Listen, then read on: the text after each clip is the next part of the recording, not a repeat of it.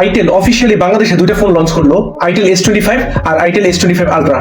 দুইটা ফোন পিছন থেকে দেখতে ভালোই লাগতেছে, তবে আইটেল S25 আলট্রা এই ফোনটার ডিজাইন কিন্তু হুবহু স্যামসাং গ্যালাক্সি S24 আলট্রার মতো রাখা হয়েছে। জাস্ট পার্থক্য হলো পিছন থেকে একটু কার্ভ করা এই ফোনটা। আর তারা দাবি করছে এটাই নাকি পৃথিবীর সব থেকে বেশি স্লিম ফোন, যেটা মাত্র 6.9 মিলিমিটার। তবে ইনফিনিক্স হট 50 প্রো প্লাস এই ফোনটা কিন্তু তার থেকেও বেশি স্লিম, যার থিকনেস হলো 6.8 মিলিমিটার। আর এইখানে আইটেল S25 আর আইটেল S25 আলট্রা এই দুইটা ফোনের মধ্যে মূল পার্থক্য কিন্তু শুধুমাত্র ডিজাইন আর ডিসপ্লেতেই।